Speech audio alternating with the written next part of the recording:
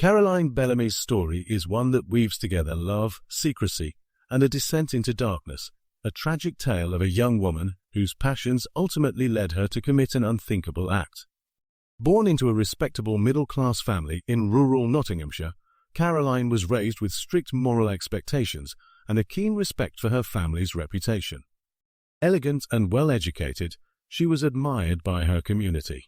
Many saw her as the embodiment of virtuous femininity. Yet beneath her refined exterior, a storm brewed, driven by passions and secrets that would soon clash with her social constraints. Her heart's secret was a clandestine romance with a man of lower social standing, a forbidden love that defied her father's rigid notions of class and propriety. The relationship was kept hidden, conducted through secret meetings and exchanged letters, fueling whispers among neighbors who sensed something unsuitable about her behavior. Her father, Robert Bellamy, a stern yet caring craftsman, disapproved fiercely. His protective nature manifested in strict rules and attempts to dictate her choices, fueling Caroline's growing frustration. The tension escalated as Caroline's emotional world became increasingly tumultuous. Witnesses later recalled seeing her clandestine conversations, her furtive glances, and her nervous demeanor when questioned. Rumors hinted at her rebellious streak, secret correspondence, flirtatious meetings behind the barn, even forbidden botanical experiments involving dangerous substances she kept hidden in her belongings. These acts of defiance contrasted sharply with her outward calm, adding to the mounting intrigue surrounding her. Despite her outward politeness, Caroline's internal turmoil was evident. Her letters, discovered after her arrest, revealed a woman caught between love and loyalty, torn by her desire to follow her heart and her duty to her family. Some argued her passion blinded her. Others speculated she was manipulated by an external influence, perhaps a figure who knew her secrets and pushed her toward desperation. The tragedy reached its devastating climax when Robert Bellamy was found dead, an apparent sudden illness that officials initially dismissed as natural. However, clues quickly pointed to something more sinister. A strange smell emanating from his chamber, a concealed vial in Caroline's belongings, and bloodstains on her clothing. Her behavior afterwards seemed peculiar. She appeared grief-stricken, but also oddly detached, raising suspicions among investigators. The discovery of a poison, plant-based yet untraceable, in her possession sparked whispers of foul play. Further evidence mounted with a secret diary found hidden among her personal effects. The pages detailed her emotional distress, her fears of losing her father, and her love for the man she had secretly cherished. Forensic analysis revealed the presence of toxins derived from botanical sources, substances known to be deadly in small doses. The investigation painted a picture of a woman driven by intense emotion, yet seemingly capable of murder. As the trial unfolded, the courtroom became a stage for a dramatic battle between prosecution and defense. Witness testimonies highlighted her erratic behaviors and written confessions, while her defense argued she was a victim of manipulation or mental instability, convinced her act was accidental or externally influenced. Her composed exterior cracked at key moments, revealing the fragile mental state beneath. Still, the evidence was damning enough. Caroline Bellamy was convicted of her father's murder and sentenced to hang. Her execution marked a tragic end, but her story continued to haunt society. Was Caroline driven by unquenchable love, or did she succumb to darker forces within herself? Was she a victim manipulated into a terrible deed, or a moral failure who betrayed her family's honor? Her case raised profound questions about passion, morality, and the limits of women's agency in a society that often suppressed their voices and desires. Today, the haunting tale of Caroline Bellamy remains a stark warning of how love and secrecy can spiral into tragedy, a reminder of the destructive power of forbidden passions and societal pressures. In the late 18th century, rural England was a land defined by its strict social hierarchies, deeply rooted customs, and a community fabric woven tightly around family, reputation, and tradition. The countryside, with its sprawling fields and modest cottages, often operated under a set of unwritten rules that governed daily life, where one's social standing dictated not only personal behavior, but also expectations of morality and duty. In this environment, modesty and obedience, especially for women, were prized virtues, forming the backbone of societal stability. Life in Nottinghamshire, a county famous for its lush landscapes and historic associations, epitomized these rural values. Small villages and hamlets dotted the landscape, each community functioning as an autonomous social unit. Here, the local lord or landowner exerted considerable influence, but the everyday rhythm was dictated by farming seasons, church schedules, and local markets. For most inhabitants, their days centered around tending crops, caring for livestock, and participating in community events, all activities steeped in tradition. The legal system in this era was an extension of societal order, often harsh and unforgiving by modern standards. Justice was swift, and the concept of crime was intertwined with notions of morality, reputation, and family honor. Trials and punishments, including hangings, drew large crowds and served as grim reminders of societal boundaries. For women, their roles were largely confined within the domestic sphere, expected to maintain the household, uphold family honor, and conform to gender norms that often limited their independence and personal agency. Mental health was poorly understood, viewed through a lens of superstition or moral failing rather than medical diagnosis. Those who exhibited unusual behavior or mental distress were often considered morally weak or spiritually delinquent. As such, the stigma attached to mental illness compounded difficulties for afflicted individuals, making their treatment and societal acceptance complex and often tragic. During this period, the emerging interest in science and reason was beginning to challenge traditional views, but skepticism and superstition still held sway. For families like the Bellamys, reputation was everything. Stories of scandal or moral failure could ruin a family's standing for generations. Consequently, maintaining appearances and adhering to societal expectations was paramount, even if it meant suppressing personal desires or secrets. Religion also played a central role, with the church guiding moral conduct and providing a moral compass for communities.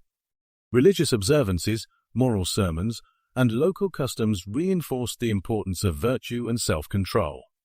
Yet beneath this veneer of piety, human passions and secrets festered, sometimes leading to breakable boundaries and tragic outcomes.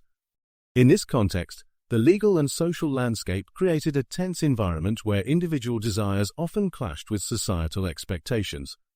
If secrets were uncovered, be it illicit love, unorthodox beliefs, or hidden illnesses, the repercussions could be severe. Such a setting fostered a climate of suspicion and moral vigilance, where maintaining one's reputation was often a matter of life and death. Understanding this environment is crucial to comprehending the tragic story of Caroline Bellamy. Her life and actions did not occur in a vacuum, but were shaped by the rigid norms and social pressures of 18th-century rural England.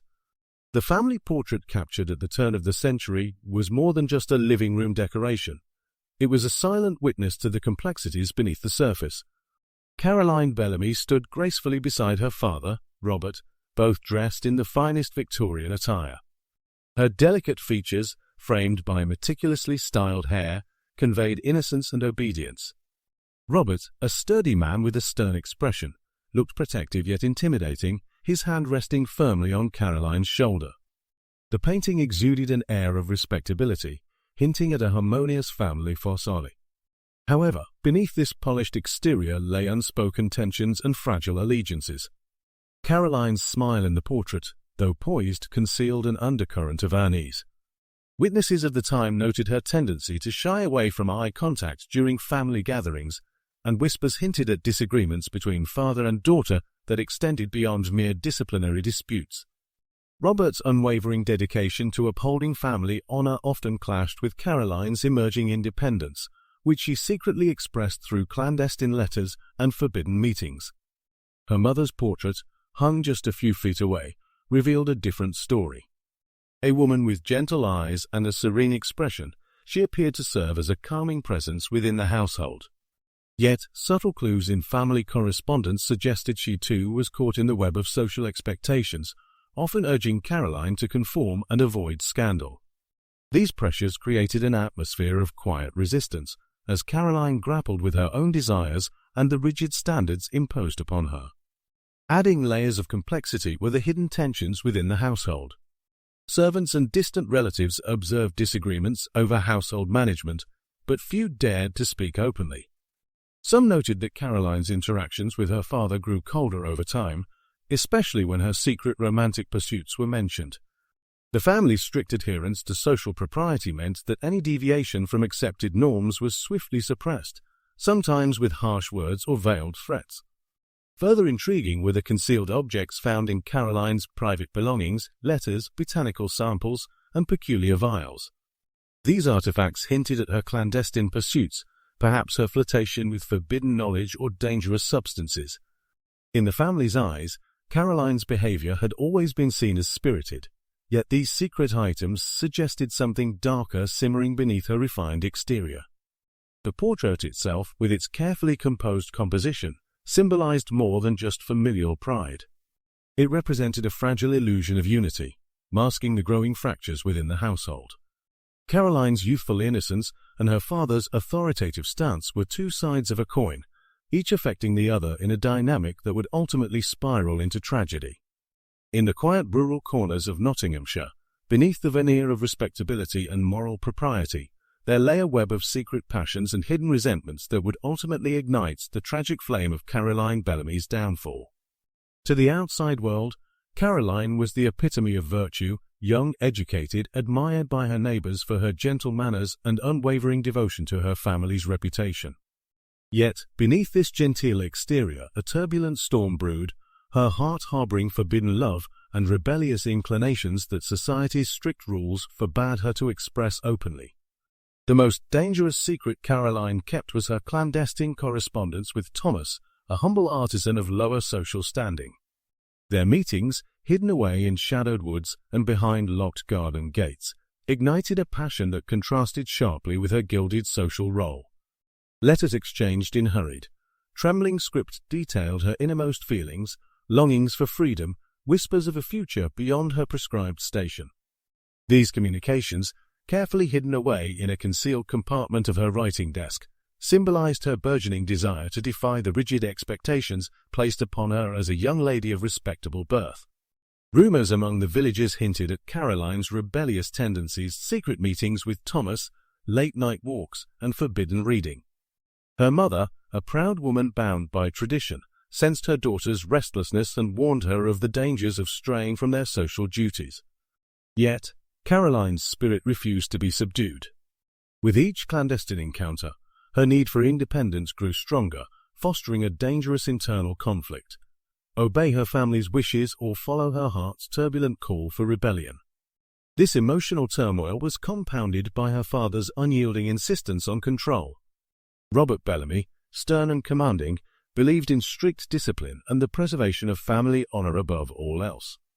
His disapproval of Thomas was vehement, viewing him as unworthy and beneath their social grade. His attempts to control Caroline's future, arranged marriages, surveillance of her correspondence, and warnings to cease her secret meetings only deepened her frustration. Her rebellion, initially subtle, a disobedient refusal to attend certain social functions, soon escalated to more overt acts of defiance. She preserved her secret stash of love letters, took clandestine walks at night, and kept her emotional distance from her family, especially her father. Behind the scenes, Caroline's emotional world was fraught with tension. Her diary, filled with impassioned entries and confessions of her inner struggles, revealed her fear of losing her independence and her guilt over her forbidden love. She often wrote about her longing for a life where she could be truly free, free to choose her own destiny, free to love without shame or societal reproach. Yet, lurking beneath her words was also a darker element, a sense of mounting rebellion and defiance that would eventually push her toward a dangerous precipice. The environment of secrecy was further fueled by the discovery of suspicious objects, small vials, exotic herbs, and botanical substances that Caroline kept hidden in her herb box. Some believed these items were intended for self-medication, perhaps to cope with emotional distress. Others suspected they might have been part of darker schemes, tools for poisoning or manipulating her father. As whispers of her secret life grew among the villagers, her reputation teetered on the edge of scandal. The contrast between her outward appearance as a devoted daughter and her hidden passions laid the foundation for the tragic events to come. In this shadowed atmosphere of love, rebellion, and concealed animosity, tension simmered beneath the surface. The rivalry between societal expectations and personal desires was a constant, invisible duel. Caroline's story was not merely about youthful passion, but also about the destructive power of repression and the dangerous allure of secret worlds beyond societal reach. The night that saw Robert Bellamy's death remained shrouded in ominous mystery, one that would haunt the quiet village of Nottinghamshire for generations. It was a cold, fog-laden evening when the first signs of tragedy surfaced.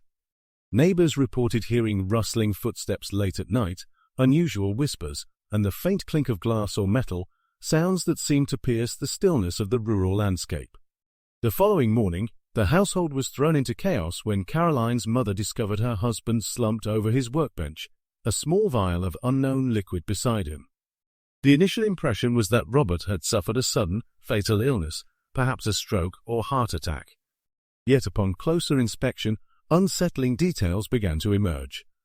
The body bore no signs of external trauma. However, a strange, lingering smell of almonds, often associated with cyanide, permeated the room. Clutched tightly in Robert's hand was a crumpled piece of paper stained with what appeared to be blood. His face bore a peculiar pallor, and his eyes had a vacant, glassy stare. Detectives arrived promptly, summoned by distraught family members. Their investigation unearthed several oddities. A concealed vial hidden beneath a loose floorboard, filled with a dark, bitter liquid. A matching note with cryptic writing, possibly a confession or a warning. And faint traces of a plant-based toxin on Robert's lips and fingertips, indicating he might have ingested poison intentionally or had been poisoned.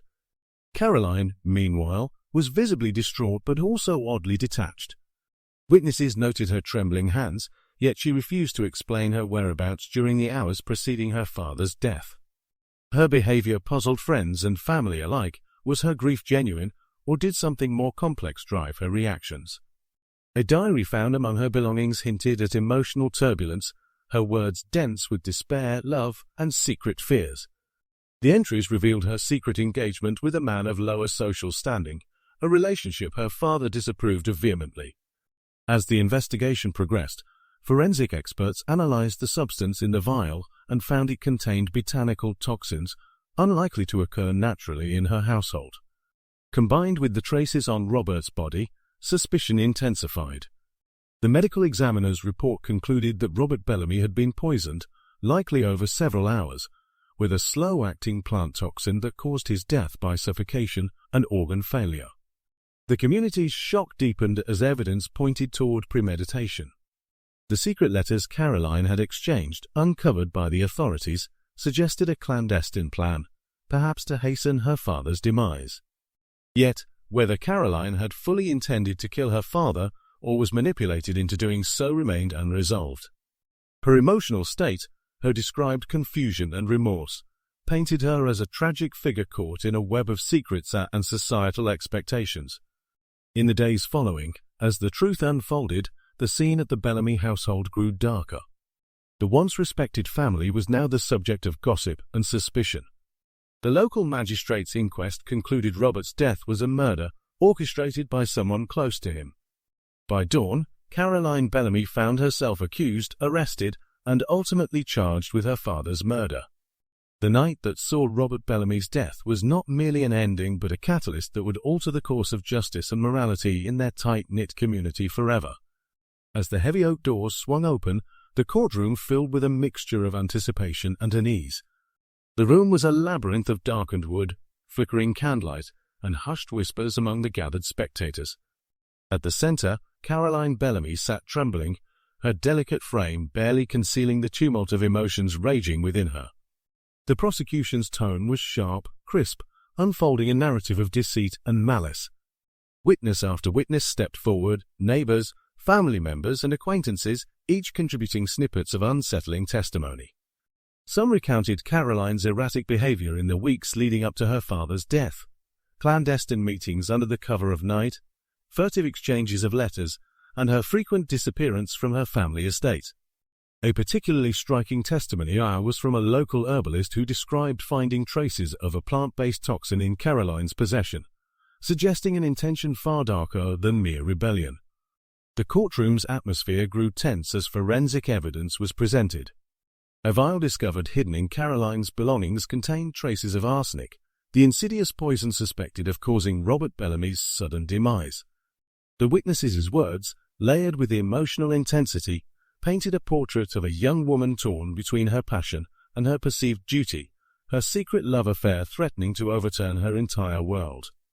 Throughout these proceedings, Caroline maintained a composed exterior, her eyes occasionally flickering with tears, but her demeanor was steady.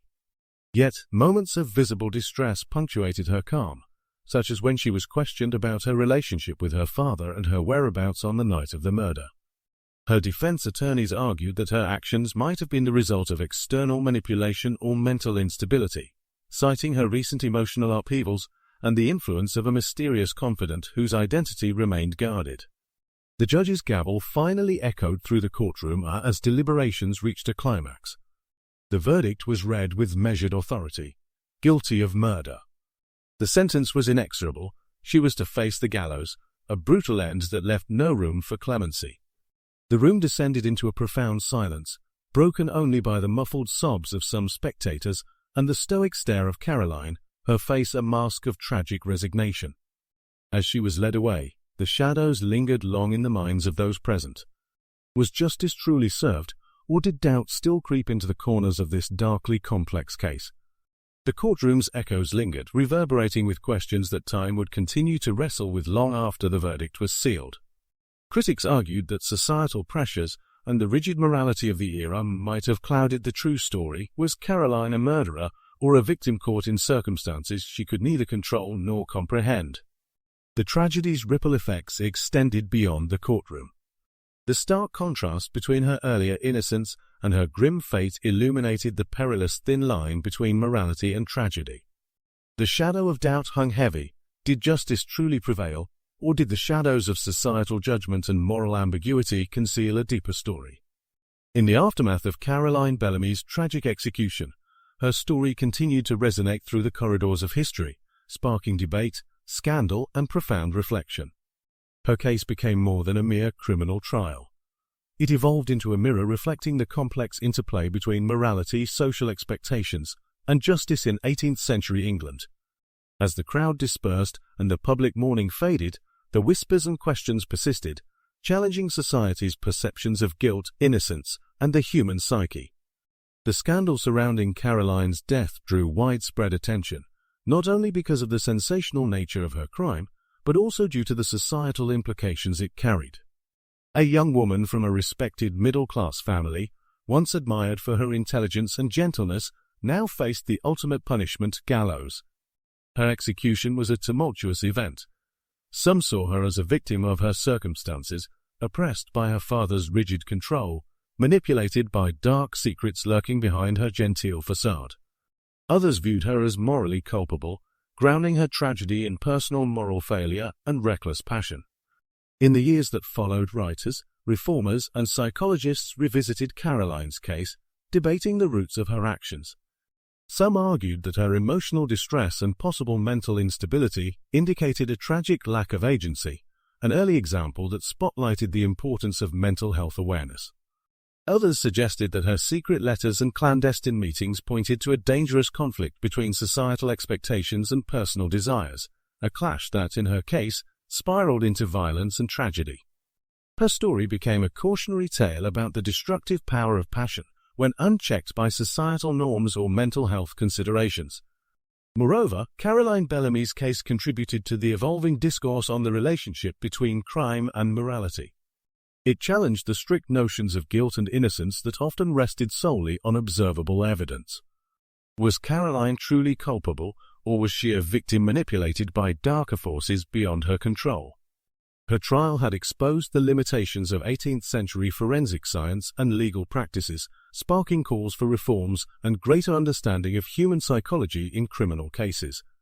While her execution might have served as retribution in the eyes of society, it also prompted reflection on justice itself. Should societal and legal systems prioritize punishment or understanding?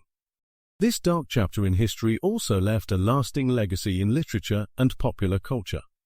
Caroline's story has been echoed in countless books, plays and psychological case studies, often symbolizing the tragic dangers of secret passions and societal repression. Her case became emblematic of the dangers posed by the suppression of authentic emotion and the consequences of moral rigidity. The details of her secret correspondence and the mysterious botanical substances involved in her method of killing fascinated both writers and scientists, inspiring fictionalized accounts and scientific inquiries that sought to unravel the truth behind such dark motives. On a broader societal level, her case pressed for greater recognition of mental health issues, prompting some reformers to advocate for more compassionate treatment for those accused of crimes, elements that would gradually influence legal reforms in the centuries to come. Though her story ended with her suffering the ultimate punishment, it also planted seeds for future discussions on psychological health and the need for justice that considers the human complexity behind criminal acts. Today, Caroline Bellamy's tragic tale prompts ongoing reflection about the limits of justice and morality. It urges modern societies to consider whether rigid social expectations and suppressive environments can foster hidden turmoil capable of erupting in acts of violence. As we look back, her story serves as both a warning and a lesson that human passions, when buried beneath layers of secrecy and societal judgment, can have devastating consequences. It reminds us that understanding the nuanced depths of human emotion and mental health is crucial in shaping a more compassionate, just world. The tragic story of Caroline Bellamy offers a profound reflection on the complex interplay between morality, mental health, and societal judgment.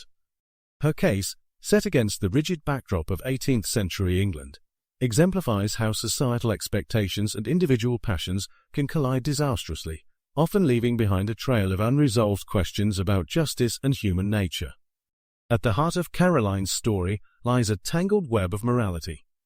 In her community, reputation and familial honor were paramount, especially for women. Caroline's secret romance with a man of lower social standing challenged these norms, fueling gossip and suspicion. Her clandestine meetings and correspondence were seen not merely as rebellious acts, but as moral transgressions that threatened the fabric of her society. Yet, beneath this veneer of moral weakness was a young woman who felt trapped, caught between her desires and the rigid moral codes she was expected to uphold. Her story prompts us to ask, to what extent should morality be dictated by societal standards versus personal conscience? And how often does the societal lens distort the true motives behind human actions? Equally compelling is the question of madness, whether mental instability played a role in Caroline's actions or was merely a convenient label used to dismiss her agency. Victorian society, with its emerging interest in psychology, often scrutinized women's emotional states, sometimes pathologizing behaviors that diverged from accepted norms. During her trial, Caroline's emotional volatility was displayed prominently, with witnesses describing her as tearful yet oddly detached. Could her tragic actions have stemmed from undiagnosed mental health issues exacerbated by familial pressure and societal suppression? Or were her actions entirely the result of moral failure? This ambiguity underlines the ongoing debate about the thin line between genuine madness and human wickedness, a debate that remains relevant today. Furthermore, the story illustrates society's tendency to judge swiftly and harshly based on appearances and immediate evidence. Caroline's demeanor, her moments of grief interspersed with suspicious behavior, were painted by the prosecution as signs of guilt or guilt-ridden deception. Justice in her time was often swayed by public sentiment and moral panic, sometimes overshadowing objective truth. Her conviction underscores the danger of basing justice on incomplete or biased perceptions, a lesson that echoes in contemporary legal debates about fairness and bias. The case also highlights how societal pressures can distort moral judgment, especially for women. Caroline's alleged manipulation by external influences, possibly including a mysterious confidant or secret lover, reflects broader anxieties about female autonomy. Her secrecy and emotional turmoil were seen as signs of moral weakness, yet they might also be interpreted as responses to overwhelming social constraints. Her tragic fate serves as a cautionary tale about the destructive potential of suppressing personal truth and the importance of understanding mental health within a compassionate framework. Ultimately, Caroline Bellamy's story urges us to reevaluate how morality and madness are intertwined with societal norms. It challenges us to consider whether justice was truly served or if her punishment was a reflection of societal discomfort with female agency and emotional complexity. As modern society advances in mental health awareness and legal fairness, her case remains a powerful reminder of the need for compassion and nuanced understanding. It asks us, how do we ensure that our judgments, personal and institutional, are rooted in empathy rather than prejudice? Reflecting on her tragic tale encourages a broader contemplation of the human condition.